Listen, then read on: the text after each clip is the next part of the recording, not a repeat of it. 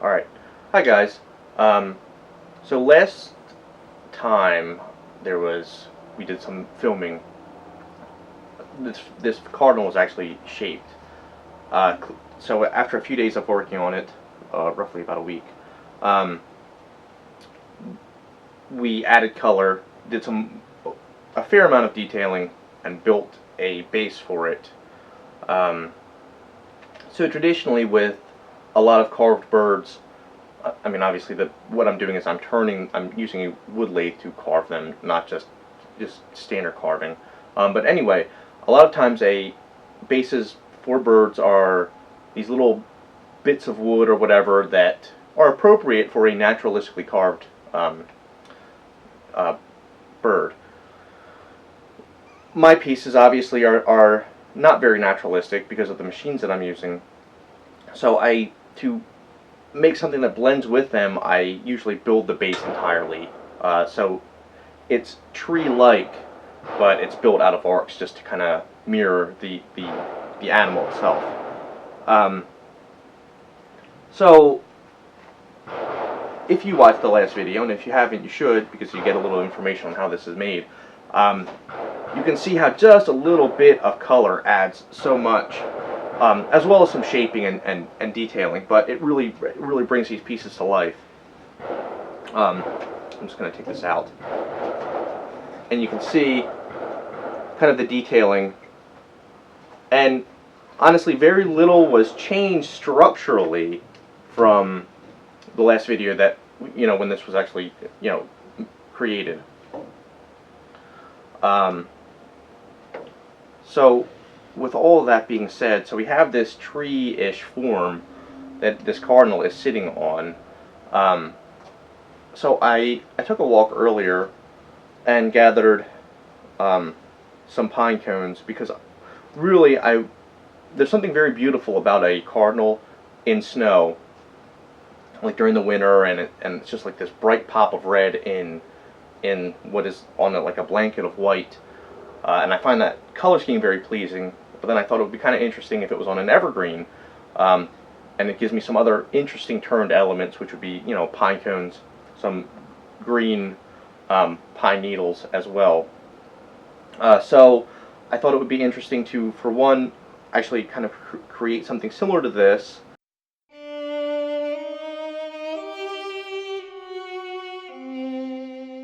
So to create something like this, obviously turned, so it's going to look a little visually different, but have a few bits here and there, and then as well some pine cones, perhaps there, and maybe three pine cones, and I don't know, 10ish or so of these.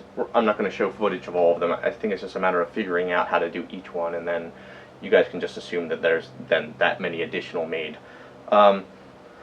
Then after that, this piece with a little bit of a paint job and some more joinery will be ready for its new home out in, I think, Arizona.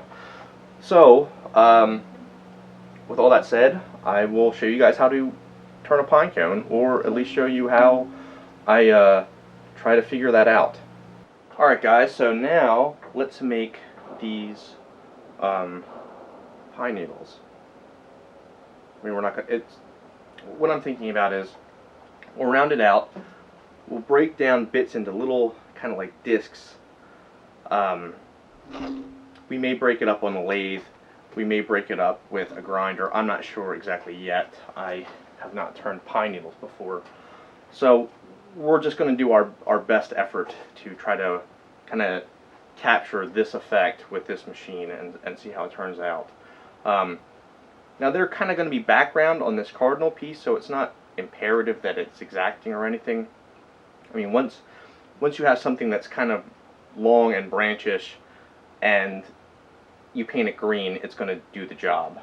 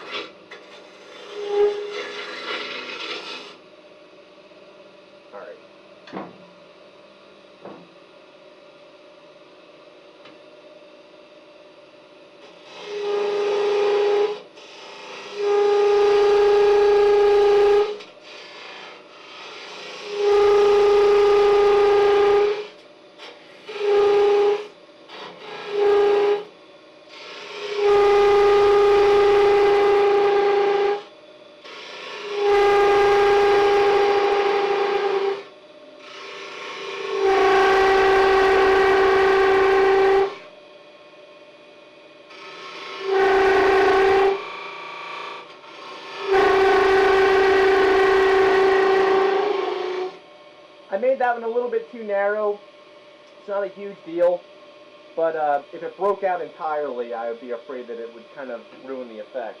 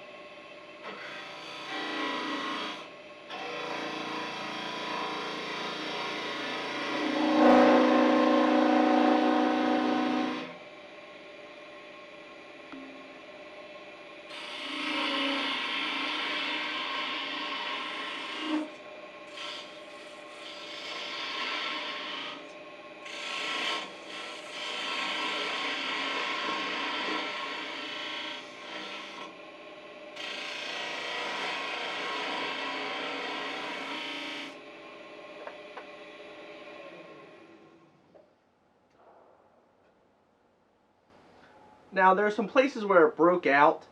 I am personally not worried about that at all. But, so what I'm thinking about now is I'm going to take a grinder and just make some long lateral cuts on it, not in any particular way. I'm not going to try to make them like thin, like actual pine needles. I'm just going to kind of reference that there's divisions in them. Because if I made them that small and narrow, they would just break all over the place. And I always try to make work durable, because my thinking is if I want my work to last, what I like to consider my wooden bones after I die, if they're fragile, their likelihood of surviving is poor. So I always try to make work pretty strong. The way I try to imagine it is, if it fell down a flight of stairs, would it survive? And if it would, then I usually feel like that's a strong enough piece of artwork. We'll see how this looks in a minute, but I feel that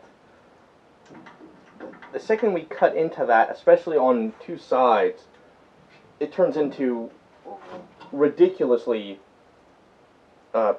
the grain becomes, so there's a term in carving, or just woodworking, there's a term in woodworking in general, and there's, you call it short grain, and it's if something is structural in a way, and the grain is going through it, so yeah, the grain is going, the length of this piece of wood. But you have these little spots where this is connecting, and the grain is short like this. So just a little bit of pressure and they break. Now, fortunately, we have this side of the wood to continue experimenting. But this, while visually pleasing, is just not going to be successful. That we now learned is a failing enterprise. So let's try again this side and just make them a little bit wider.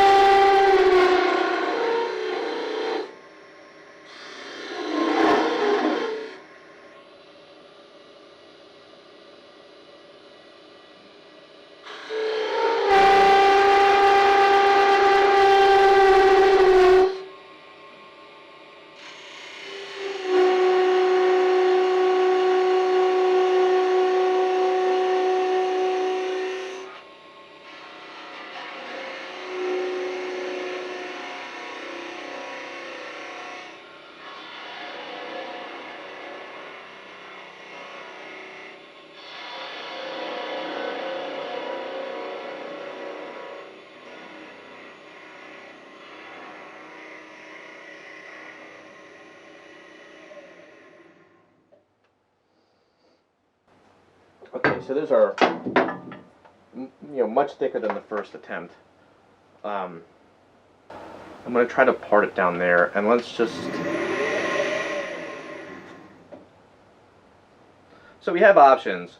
The one thing I was thinking about doing is perhaps just changing the center and then having it cut at a little bit of an angle. That would break these surfaces up, but I'm not sure if really that's going to get the look that we want. I still think the best is going to be, I don't know, it is partly very tempting to try to cut it on the lathe. So say if we were to do something like, I mean, we could even have it that dramatic, and then just cut across here. And then perhaps like this. Well, why don't we start, why don't we just do it the way that we did it with this one that was a failure, but hopefully it being addressed now that's a little bit wider. I'm going to make one more cut right there.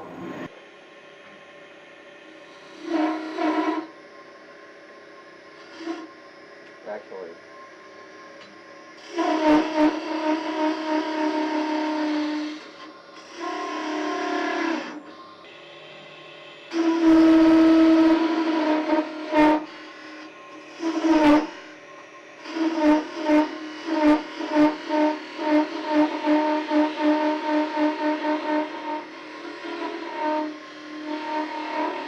I'm cutting them much wider, and instead of straight down, I'm cutting them at angles. So what I'm hoping is we get something that's a little bit of a more random instead of just like these straight lines going all the way down. And I believe we'll add a little bit of structural integrity to some of these parts as well. So we'll just see. We're making these decisions. It's working with the machinery as well as the wood grain to make a form that, again, isn't quite naturalistic, but certainly references in many ways what pine needles are, but it's kind of doing it in this visually distinct way. So it's I'm very happy with how this is developing.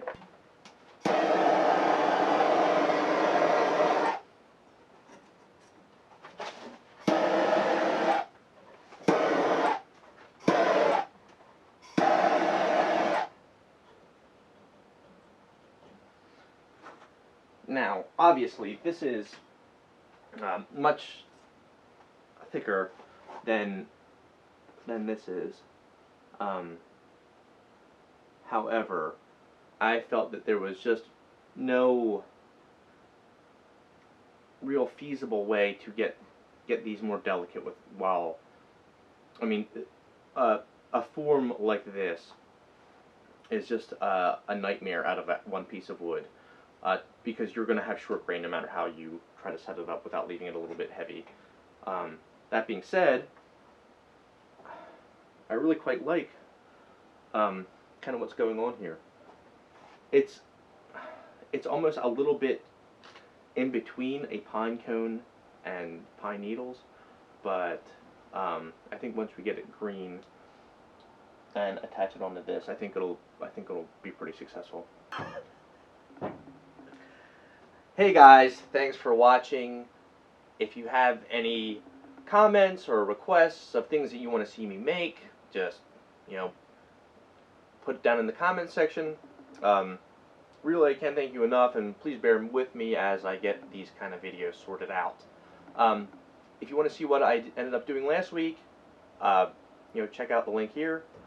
And if you want to see the videos for what I'm going to be doing into the future, check out this one. Thanks again, really.